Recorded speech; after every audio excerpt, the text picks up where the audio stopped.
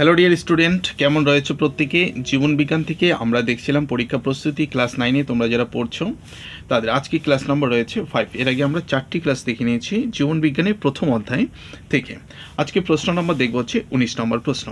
Taxonomy হায়ারার্কির দুটি বৈশিষ্ট্য লেখো। প্রত্যেকটা প্রশ্নে কিন্তু বন্ধুরা একেবারেই ভেরি ইম্পর্টেন্ট, ঠিক আছে? এগুলো ভালো করে পড়ে নেবেন।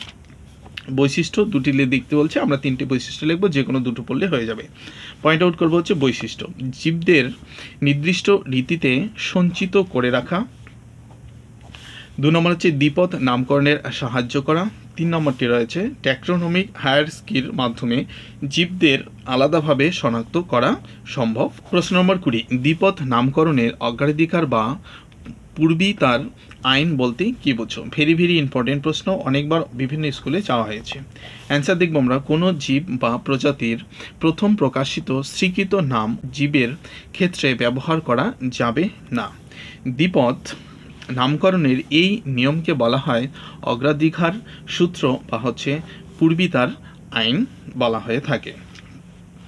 প্রশ্ন নম্বর 21, ভেরি ইম্পর্টেন্ট প্রশ্ন। এখান থেকে শর্ট বট উভয় ধরনের প্রশ্ন কিন্তু হয়, সুতরাং এই প্রশ্নটা এবং এর পরবর্তী প্রশ্নগুলো অবশ্যই ভালো করে পড়ে নেবে। 2, 3, 4 অর্থাৎ 2 রাজ্য, 3 রাজ্য, 4 রাজ্য এবং 5 রাজ্য শ্রেণীবিন্যাসের প্রবক্তাগুলির নাম কি? এখান থেকে 110% একটা শর্ট প্রশ্ন অথবা বট প্রশ্ন তোমরা কিন্তু কমন পেয়ে যাবে, ঠিক আছে? এখান থেকে 5 নম্বরের প্রশ্ন হয়, আমরা করব 5 নম্বরের প্রশ্ন উত্তর। আচ্ছা, দেখব 2 রাজ্যের শ্রেণীবিন্যাসের প্রবক্তা হচ্ছে কারোলাস লিনিয়াস, ঠিক আছে? নামগুলো ভালো করে মনে রাখবে, বানানগুলো ঠিক করে দেখে নেবে। 3 রাজ্য শ্রেণীবিন্যাসের প্রবক্তা হচ্ছে আর্নেস্ট হেগেল। 4 রাজ্য শ্রেণীবিন্যাসের প্রবক্তা হচ্ছেন কোপল্যান্ড। 5 রাজ্য শ্রেণীবিন্যাসের প্রবক্তা হলেন আর.এইচ.ও. হুইটেকার। শুধু হুইটেকার মনে রাখলেও হবে, ঠিক আছে? 5 রাজ্য শ্রেণীবিন্যাসের প্রবক্তা হলেন হুইটেকার। পরে আমরা প্রশ্ন দেখব হচ্ছে 22 নম্বর প্রশ্নটি কি বলছে? হুইটেকারের পঞ্চ রাজ্য বা 5 রাজ্য শ্রেণীবিন্যাসের 5টি রাজ্যের নামগুলো কি কি রয়েছে? ভেরি ইম্পর্টেন্ট প্রশ্ন। দেখো, 5টি রাজ্য হলো হুইটেকারের। প্রথমটা হচ্ছে মনেরা, প্রোটিস্টা, ফ্রাঙ্গি, প্ল্যান্টি এবং হচ্ছে এনিমালিয়া। ভালো করে মনে রাখবে পরপর 5টি নাম, 5টি রাজ্যের নাম। হুইটেকারের 5 রাজ্য শ্রেণীবিন্যাসের ভিত্তি কী ছিল? 5 রাজ্য শ্রেণীবিন্যাসগুলি কী এবং 5 রাজ্য শ্রেণীবিন্যাসের যে ভিত্তি বা উদ্দেশ্যগুলি কী ছিল সেটা আমরা দেখে নেব। প্রথমটাতে কোষের গঠন, দ্বিতীয় হচ্ছে জীবদেহের কোষীয় সংগঠন, তৃতীয়টা হচ্ছে পুষ্টি পদ্ধতি, চতুর্থ হচ্ছে বাস্তুতান্ত্রিক ভূমিকা এবং 5 নম্বরটি হচ্ছে জাতিজনিগত সম্পর্ক। 24 নম্বর প্রশ্নটি দেখব, 2 রাজ্য ও 3 রাজ্য শ্রেণীবিন্যাসের রাজ্যগুলির নাম লেখো। 2 রাজ্য শ্রেণীবিন্যাসের রাজ্য হচ্ছে প্ল্যান্টি এবং হচ্ছে এনিমালিয়া।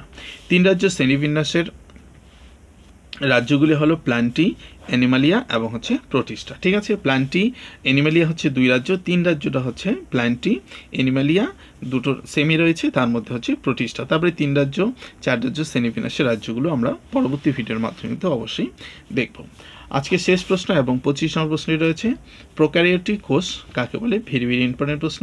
নিউক্লিয়াস বিহীন যে অনুন্নত কোষে কোষ পর্দা ছাড়া কোনো পর্দাবৃত অঙ্গাণু থাকে না তাকে প্রোক্যারিওটিক কোষ বলা হয়, তাকে বা প্রোক্যারিওটিক কোষ বলে।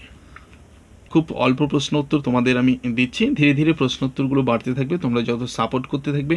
যারা অলরেডি সাপোর্ট করছো তাদেরকে অসংখ্য ধন্যবাদ, এবং যারা নতুনরা দেখছো চ্যানেলটাকে এখনই সাবস্ক্রাইব করনি অবশ্যই সাবস্ক্রাইব করবে, কারণ ক্লাস 9 এবং ক্লাস 10-এরও আমি বট প্রশ্ন দেওয়া শুরু করব। তোমাদের যারা দাদারা রয়েছে তাদেরকে তোমরা বলতে পারো, এবং তোমাদের তো আমি জীবন বিজ্ঞান, ভৌত বিজ্ঞান দিচ্ছি, সাথে অঙ্কটাও কন্টিনিউ করছি। তোমাদের সাপোর্টটা কিন্তু অত্যন্ত জরুরি রয়েছে। তোমরা যত সাপোর্ট করবে তত আমি উৎসাহিত হবে, এবং তোমাদের বেশি করে নোটগুলো কিন্তু আমি প্রোভাইড করতে থাকবো। তো সকলেই ভালো থেকো, যারা নতুনরা রয়েছে অবশ্যই চ্যানেলটি সাবস্ক্রাইব করে বন্ধুদের মাঝে ভিডিওটি শেয়ার করে দিও।